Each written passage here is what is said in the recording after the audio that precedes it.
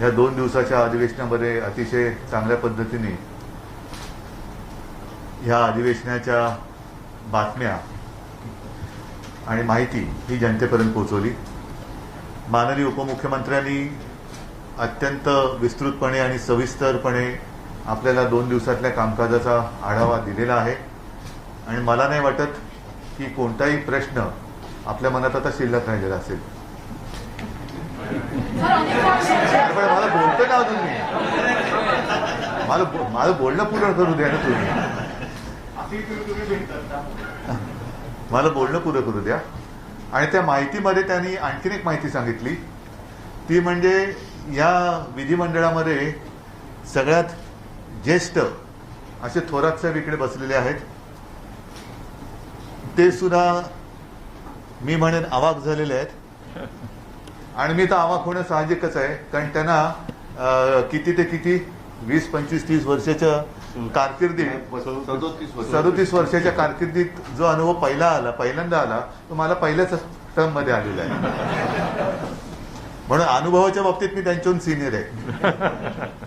तर काल जे काय घडलं हे किती कोणी काही म्हटलं तरी महाराष्ट्राच्या परंपरेला लाजिरवाणं होतं।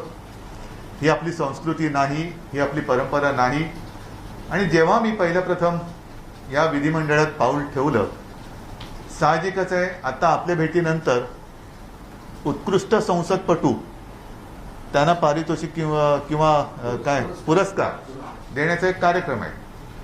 उत्कृष्ट संसदपटू हे एक परिमाण आपण ठरवल्यानंतर हल्ली जे काय चाललेलं आहे ते बघितल्यानंतर एकूण कामकाजाचा दर्जा हा उंचवण्याकडे आपला कल आहे की खालवण्याकडे आहे। आपण जी पहिल्या प्रथम विनंती केली मला पत्रकारांच्या वतीने लोकल मधनं प्रवास, तर त्याच्यामध्ये रुग्णवाढ आणि रुग्णवाढ कमी होणं, तसं हा दर्जा वाढ आणि दर्जाचं खालावणं, तर मी नक्कीच म्हणेन की दर्जा खालावत चाललेला आहे। लोकप्रतिनिधींकडनं जनतेची एक वेगळी अपेक्षा असते की का मी तुम्हाला मत देतोय, तर माझ्या आयुष्यामध्ये काही चांगला फरक घडला पाहिजे, बदल घडला पाहिजे आणि तो जिथे घडवला जातो तिथे मी तुम्हाला पाठवतोय। तिथे गेल्यानंतर काल जे काही दृश्य पाहायला मिळालं, खरोखर शर्मेने मान खाली जावी असंच ते दृश्य होतं आणि जबाबदार पक्षाकडनं हे घडलं। जो काही विषय आता तुम्ही बोलता बोलता विचारला की तिकडे 12 होत नाहीत म्हणून आम्ही 12, असं नाही, हे आम्ही घडवलेलं नव्हतं, त्यांना काही आम्ही काही टोचलं नव्हतं। साधा विषय असा होता की ओबीसी समाजाचं जे ठराव आम्ही केले, मराठा समाजाबद्दल केला, ओबीसी समाजाबद्दल केला, शेतकऱ्यांबद्दल केला, हा तुमचा अधिकार आहे, तुम्ही आमच्याशी सहमत व्हा अथवा असहमत व्हा, तुम्हाला जे काय बोलायचं ते तुम्ही बोलायला तुमचा पूर्ण अधिकार आहे, त्याला लोकशाही म्हणतात। पण वेडवाकडं वागायचा, आरडाओरडा करायचा ही लोकशाही नाहीये। ती लोकशाही असेल तर ती रस्त्यावरती करण्याचा तुमचा अधिकार आहे, पण सभागृहामध्ये समोर माईक असतात, माईक ओढायचे, माईक असून सुद्धा बेंबीच्या देठापासून ओरडायचं, ही काही आरोग्यदायी लोकशाहीची लक्षणं नाहीयेत। आणि काल जे आपल्या सगळ्यांच्या समोर घडलं ते तर समोर आलेलं आहे, पण त्याच्यानंतर भास्कररावांच्या सोबत जे दालनामध्ये घडलं त्यातलं बरंचसं वर्णन त्यांनी केलं, संपूर्ण वर्णन केलेलं नाही। ते ऐकल्यानंतर अक्षरशः शिसारी यावं असं हे वर्तन महाराष्ट्रामध्ये घडू शकतं, याच्यावरती माझा काय कोणाचाच विश्वास बसणार नाही। तर अशी ही परंपरा आपल्या राज्याची, देशामध्ये हा पायंडा पडता कामा नये। अर्थात हा पायंडा पाडायचा नसेल तर प्रत्येकाने ठरवायला पाहिजे मर्यादा काय, की तिकडे गेला। आज सुद्धा जसं आता अजितदादा म्हणाले की ते मध्ये सदस्य आले, राजदंड काय उचलला, ही पद्धत नाहीये, ही पद्धत नाहीये। आणि म्हणून मला असं वाटतं की मधल्या एका काळात मी एका वृत्तपत्राला मुलाखत देताना, मला वाटतं लोकसत्ता देताना सांगितलं होतं की ही कोविडची जी परिस्थिती आहे, पोस्ट कोविड, ज्यांना कोविड होऊन गेल्यानंतर सुद्धा पोस्ट कोविड ही एक त्रासदायक गोष्ट आहे। तसंच पोस्ट कोविड परिस्थिती आर्थिक काय असेल ती बघितल्यानंतर आज देशातील जनता, जग फार मोठं आहे, जगाबद्दल मला काही बोलायचं नाहीये, पण एक अस्वस्थ आहे की आमचं काय होणार, कसं जगायचं, कोरोनामध्ये वाचायचं कसं आणि वाचल्यानंतर जगायचं कसं. आणि त्या दृष्टीने जर का आपण काही हालचाल करणार नसू आणि केवळ सत्ता एके सत्ता हाच जर का आपला अट्टहास असेल, तर मग मला असं वाटतं एकूणच दिवस फार वाईट येत चाललेले आहेत, एकूणच दिवस वाईट येत चाललेले आहेत. आणि 2 दिवसाचं अधिवेशन, ह्या 2 दिवसाच्या अधिवेशनाचा संपूर्ण आढावा आपण आता माननीय उपमुख्यमंत्र्यांकडनं ऐकला की 2 दिवसामध्ये एवढं काम राज्याच्या हिताचं करणारं हे सरकार आहे. या कामाकडे कसं बघायचं हा सुद्धा याच्या त्याच्या दृष्टीप्रमाणे एक प्रश्न असू शकतो. पण मला एका गोष्टीचं नक्की समाधान आहे की या 2 दिवसामध्ये आम्ही जनतेला आनंदी ठेवणं हा एक वेगळा भाग झाला, पण समाधान देऊ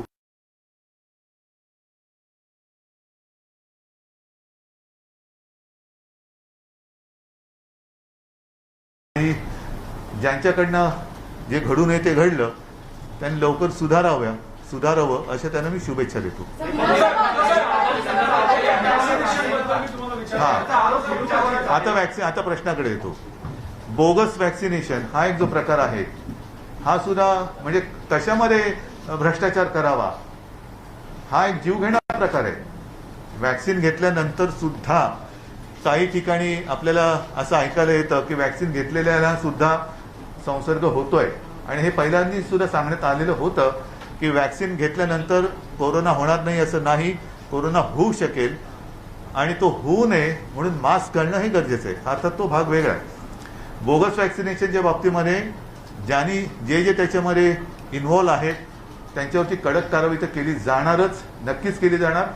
आणि ज्यांनी बोगस वॅक्सिन, त्यांचा काहीच दोष नाही, अनावधाने घेतलेलं आहे, त्यांना रितसर वॅक्सिन हे दिलं जाईल.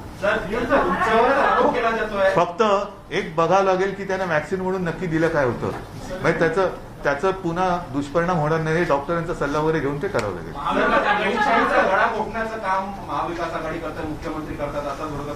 असा गळा कोणी काढला? ठीक आहे, नाही, मी तुम्हाला एक सांगतो, सरकारचं कर्तव्य आहे जनतेचं समाधान करणं. विरोधी पक्ष त्याच्यात समाधानी असमाधानी होणं न होणं त्यांचा प्रश्न आहे. आमचा प्रयत्न आहे की जनतेला समाधान करणं. सरकार स्थिर आहे का? ज्या पद्धतीनं काही दिवसांपासून जी चर्चा सुरू आहे वेगवेगळी, काय महाविकास आघाडी आहे का? कारण की वेगवेगळी चर्चा सुरू आहे. मी या दोघांच्या मध्ये निघायचं म्हटलं तर कुठच्या बाजूने निघू ते सांगा. चर्चा सुरू झाली आहे की तुमची जी पंतप्रधानांबरोबर भेट झाली त्यानंतर तुमची आणि भाजपाची जवळीक वाढलेली आहे आणि काहीतरी होऊ शकतं भविष्यामध्ये. आणि हे सरकार अहो 30 वर्ष एकत्र राहून काही नाही झालं तर आता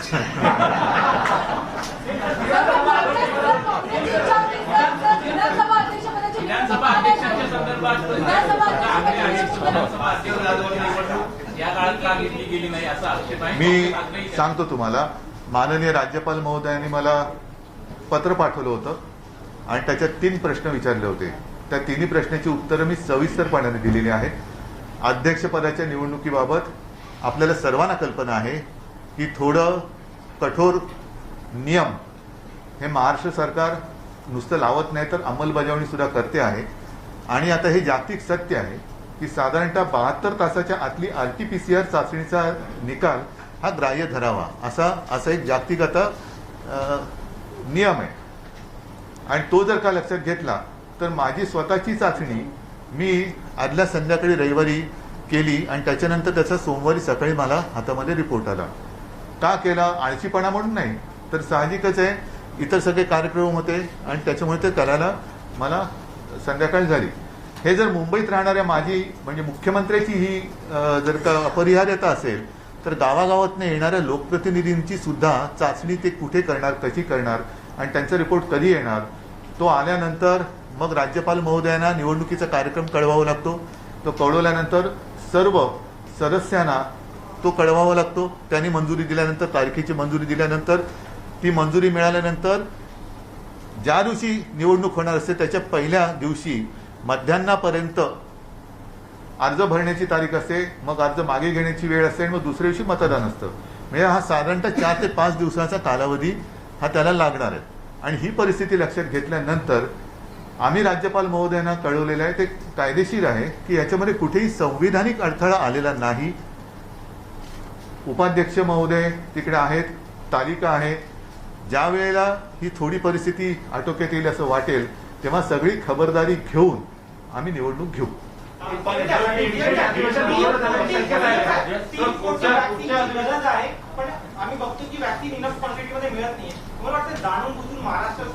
नाही, मी तुम्हाला खरं सांगू का, मला विरोधी पक्षांनी जरी किती काही राजकारण करण्याचा प्रयत्न केला तरी आम्ही मात्र ह्या जनतेच्या जीवाशी खेळ होईल असं राजकारण करणार नाही. एवढे नीचपणा आमच्यामध्ये नाही आहे.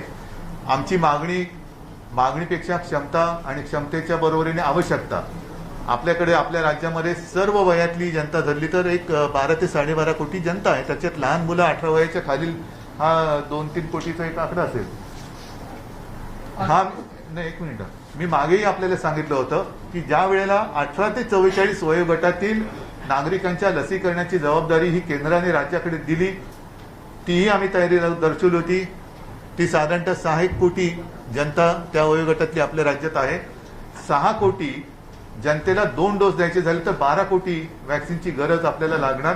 ती 12 कोटी वॅक्सिन आपण एक रकमी एका चेकनी विकत घेण्याची ही तयारी आपण ठेवलेली होती. मात्र त्या प्रमाणामध्ये पुरवठा होत नव्हता आणि म्हणून आपल्याला नाईलाजाने 18 ते 44 वयोगटातील नागरिकांची लसीकरणाची प्रक्रिया ही थांबवावी लागली होती. आता आपली क्षमता आपण दाखवलेली आहे. काल परवाकडे एका दिवसात 8,10,000 हा देशातला एक उच्चांक महाराष्ट्र राज्याने वॅक्सिनेशनच्या बाबतीत करून दाखवलेला आहे. आपली क्षमता आपण 15 लाखाची ठेवलेली आहे. आवश्यकता वाटली तर तीही आपण वाढवू शकू. दिवस रात्र चालू. हे केव्हा शक्य होईल की वॅक्सिनचा पुरवठा, लसीचा पुरवठा हा आपल्याकडे सुरळीत आणि आवश्यक होईल तेव्हा. आत्ताची शक्यता अशी आहे की ऑगस्ट सप्टेंबर नंतर एक साधारणतः मे महिन्यानंतर जूनमध्ये थोडी संख्या वाढली, जून नंतर जुलैमध्ये वाढली. जसं आपल्याकडे लस उत्पादक 2च कंपन्या आहेत सध्या तरी. बाकीच्या कंपन्या स्पुटनिकची लस आले पण ती आहे कुठे अजून कोणाच्या काही लक्षात आलेलं नाहीये. आणखीन काही लस बनवणाऱ्या कंपन्या म्हणजे जॉन्सन अँड जॉन्सन असेल, नोव्हॅक्स असेल, झायडस आहे, ह्या सगळ्या, फायझर आणि मॉडर्ना, अजून आपल्याकडे मॉडर्नाला आता परवानगी मिळालेली आहे. आता परवानगी मिळाली तर हे जसं वाढेल तसतशी लसीकरणाची सुद्धा आपली जो वेग आहे आपला तो वाढवता येईल. आपला प्रयत्न हाच आहे की काही देशांनी बऱ्याचशा प्रमाणामध्ये लॉकडाऊन उघडला.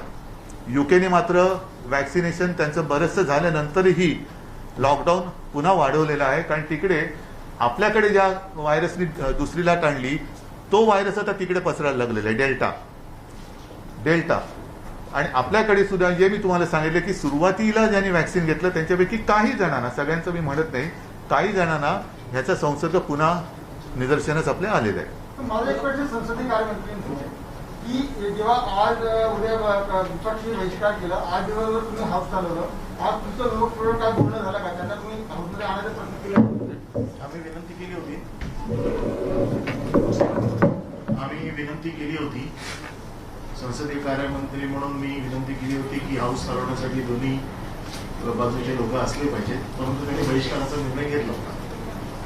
पण विरोधी पक्षांची बोलणं झाली का? हो, त्यांनी जशी विनंती केली तसं भास्करराव तालिकेवर आले, तसं भास्कररावनी तिथं चेअरवर बसून आवाहन केलं की या चर्चा करा, काय अशा गोष्टी घडतात, एवढं ताडायचं नसतं.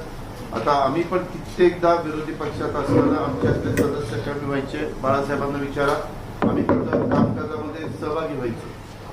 नाही, ह्याच्यामध्ये एक मिनिट, ह्याच्यामध्ये मला एका गोष्टीचा अजूनही उलगडा होत नाही. मुद्दा काय होता? केंद्राकडे एम्पिरिकल डेटा मागण्याचा होता. ठीक आहे, ह्याच्यामध्ये नवीन आम्ही काय केलं? जेव्हा आम्ही माननीय पंतप्रधानांची भेट घेतली, तिन्ही पक्षांचे आमचे सदस्य माझ्याबरोबर सोबत उपमुख्यमंत्री होतो, मी तर होतो, अशोकराव होते. त्या 11-12 पत्रांमध्ये हेही एक पत्र आहे आणि मागणी आहे की आम्हाला ह्या माहितीची आवश्यकता आहे. तर माहिती केंद्राकडे आहे 2011च्या त्या डेटाच्या कलेक्शनमुळे, तर ती माहिती आम्हाला मिळावी. नंतर राज्यपाल महोदयांनी सुद्धा हा प्रश्न विचारल्यानंतर त्याने मी हेच उत्तर दिलं आणि त्याने मी विनंती केली की ही माहिती केंद्राकडनं मिळवण्यासाठी आपण मदत करा. आता तोच ठराव अधिकृत मागणीसाठी म्हणून जर विधिमंडळात आम्ही करत होतो आणि केलाच तर त्याच्या चुकीचं असं मी काय केलं आणि एवढ्या मिरच्या झोंबाचं कारण काय? ओबीसी समाजाबद्दल जर का मनात आपल्या द्वेष असेल तर तो द्वेष वेगळ्या मार्गाने आपण प्रकट करू शकत होतात. पण ओबीसी समाजाच्या मागणीसाठी जेव्हा ठराव केला तेव्हा तर यांनी गोंधळ घातला. मराठा समाजासाठी सुद्धा आम्ही जेव्हा ठराव केला तेव्हा तर हे सभागृहात नव्हते. मग नक्की नेमकं यांना साधायचं काय? समजा तो जो काही डेटा आम्ही मागतोय त्यांच्या मते त्याचा काय उपयोग नाही, नसेल उपयोग, पण त्याच्यात तुम्ही हे सांगायला पाहिजे होतं की हे तुम्ही करताय ह्या माहितीचा काही उपयोग होणार नाही. पण जर तुम्हाला वाटत असेल की या माहितीमुळे तुम्ही हे करू शकत असाल तर आम्ही तुम्हाला पाठिंबा देतो. इकडे विषय संपत होता. एवढा अकांड तांडव करण्यासारखा आणि ओबीसी समाजाच्या या त्यांना जिव्हाळ्याच्या विषयावरनं अखंड तांडव करून हे सगळं घडवण्याचं काय कारण होतं? बरं, दुसरी गोष्ट अशी की ही माहिती अजून कोणाला मिळालेली नाही. आम्ही वारंवार काल भुजबळ साहेबांनी अतिशय सुंदर म्हणजे व्यवस्थित पद्धतीने त्याची मांडणी केली की कोणत्या तारखेला काय काय झालं होतं. आता ती माहिती आमच्याकडे तर आलेली नाहीये. सरकार म्हणून अधिकृत मागणी आम्ही केली तरी माहिती नाहीये. मात्र विरोधी पक्षनेत्यांनी जी माहिती दिली ती त्यांना कशी मिळाली? त्यांनी काय सांगितलं की या डेटामध्ये 8 कोटी, देशाचा जर विचार केला तर 8 कोटी चुका आहेत आणि आपल्या राज्याच्या बाबतीत म्हणाल तर साधारणतः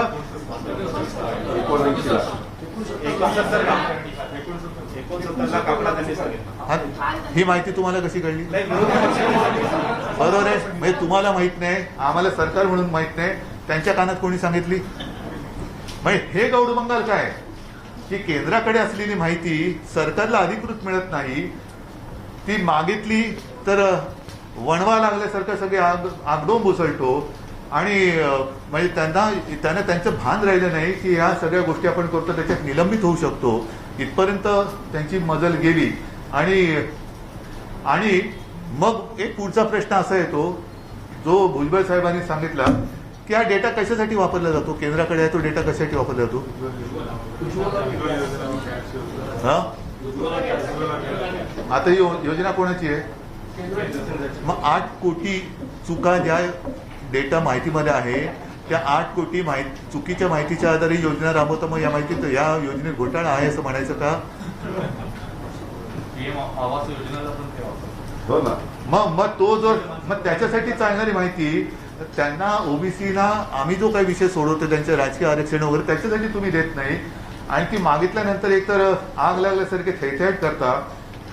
त्याच्यानंतर ही माहिती तुम्हीच सांगता 8 कोटी चुका आहे आणि ह्या 8 कोटी चुका ह्या प्रधानमंत्र्यांच्या ज्या काही योजना आहेत त्याच्यात वापरता. मग हा घोटाळा आहे का? हा प्रश्न मी माझ्या डोक्यात आला. मी आरोप करत नाहीये. मग ती माहिती तिकडे चुकीची माहिती कशी वापरू शकता तुम्ही प्रधानमंत्र्यांच्या योजनेमध्ये?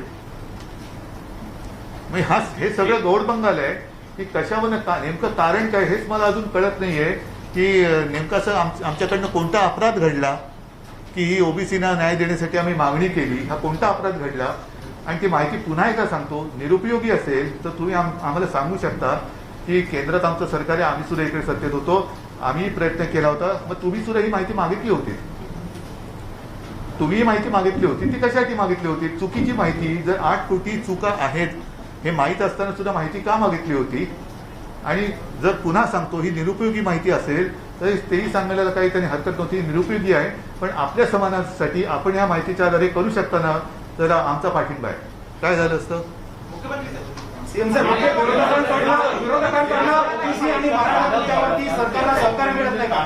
विरोधकांकडनं ओबीसी आणि मराठा आरक्षणाच्या मुद्द्यावर सरकारला सहकार्य मिळत नाही का या सगळ्या मुद्द्यांवर? मी असं कोणतंही वक्तव्य केलेलं नाही, परंतु काल जे घडलं ते आपल्या समोर आहे. भानगड केली हाऊसमध्ये, हा? ऑपोजिशननी काल हाऊसमध्ये आणि स्पीकरच्या कॅबिनेटमध्ये इतकं गांडव वगैरे केलेलं आपण परंतु 1.5 वर्षापासून ऑलमोस्ट इट्स ओव्हर 1.5 इयर्स होता सरकारला. पण काल इतकं करून सुद्धा निषेध करताना त्यांना फायनली हे ठाकरे सरकार आहे असं म्हणावं लागलं. ते म्हणायला सुरुवात केली असेल अगोदरपासून ते were saying in to as you were not exactly in charge होत होता. तर ह्याला आपण कसं रिॲक्ट करतो? काल हे निषेध नाही, पण त्याच्या आधी सुद्धा जेव्हा हे घडलं त्याच्या आधी सुद्धा सभागृहाचं कामकाज सुरू झाल्यापासून म्हणजे जसं पहिल्या बॉलपासून म्हणतो आपण ही सुरुवात झाली आणि ज्या पद्धतीने त्यांनी सरकारचा निषेध करण्याच्या घोषणा दिल्या ह्या लांछनास्पद होत्या. म्हणजे अशा कधी घोषणा सरकारविरुद्ध देणं हे एक रस्त्यावरती ठीक आहे, पण सभागृहात जिकडे आपण अनेकांची स्वप्न असतात त्या सभागृहात येण्यासाठी अनेक जनतेची स्वप्न या सभागृहातल्या निर्णयावरती अवलंबून असतात, आयुष्य त्याच्यावरती अवलंबून असतं आणि त्या सभागृहाच्या कामकाजाची अशी थट्टा करणं ही लोकशाहीची थट्टा आहे, लोकशाहीची थट्टा आहे. महाविकास आघाडीच्या अनेक आमदार असतील मंत्र्यांवरती ईडी आणि इतर संस्थांचा सूत्रधार सुरू आहे. अनेक सदस्यांनी म्हटलं आहे का हा लोकशाहीला काळीमा नाहीये, हा लोकशाहीला पांढरीमा आहे. मुख्यमंत्री म्हणून आणि सरकार म्हणून काही लोकशाहीला वाचवायचं असेल तर पत्रकारांना लक्षात दिलं पाहिजे. त्यांना मी सांगितलं ना की आला मुद्दा. तुम्ही कृषी कायदे हा मुद्दा नाहीये. कृषी कायदा आणि कामगार कायदे हे 2 कायदे केंद्राने केले ते लोकशाहीला घातक आहे. आपण जसं मागच्या वेळेला बोलले तसंच. पण जर तुम्ही कृषी कायदा जर आणलाय एवढा प्रेमाने शेतकऱ्यांसाठी आम्ही त्याचं अभिनंदन करतो, पण पत्रकारांसाठी कायदा सुधारणा करण्याचा अधिकार जसं केंद्राकडे आहे तसं राज्याकडे पण आहे. तो कधी करणार? म्हणजे आम्हाला सुरक्षित वातावरणच नाही काम करण्याच्या ठिकाणी कायम नसेल तर पालक म्हणून ते काम अहो आपलं आहे. सुरक्षित तुमचं सोडा, काल सुद्धा भर सभागृहात जर लोकप्रतिनिधींना धमक्या दिल्या जात असतील तर पत्रकारांची काय करतात?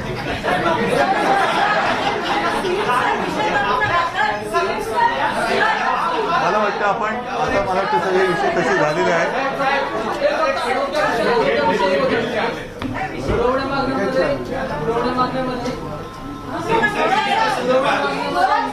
नाही एकच विषय आरोग्याचा. पुरवण्या मागण्यामध्ये आरोग्याविषयी निधी दिलाय, पण बऱ्याच ठिकाणी म्हणजे आरोग्यमंत्र्यांनी पदं रिक्त आहेत. नाही त्या पदांवरती सुद्धा रिक्त पद सुद्धा भरण्याचा निर्णय आम्ही घेतलेला आहे. अडचण काय येते त्याच्यामध्ये घोषणा केल्या, पण बऱ्याच ठिकाणी ग्रामीण भागामध्ये डॉक्टरांच्या नियुक्तीसाठी तरुण पुढे येत नाही. त्यामुळे कोरोनाच्या काळात अगदी ग्रामीण भागातील रुग्णालयांची खूप वाईट स्थिती आहे. त्या संदर्भात काहीतरी धोरणात्मक निर्णय सरकार घेऊ शकेल का? नाही आपण ही जी उणीव किंवा कमतरता आहे ना ती भासू नये म्हणून जे जे काय करता येईल शक्य आपण ते करतो आहे. आरोग्य विषयक आरोग्य खात्याची कोणती पदं रिकामी ठेवायची नाही तसं सरकारने घेतलेला आहे निर्णय. परंतु आपण जे बोललात की त्या आवश्यकतेनुसार लोक पण मिळाले पाहिजे. बरं ठीक आहे.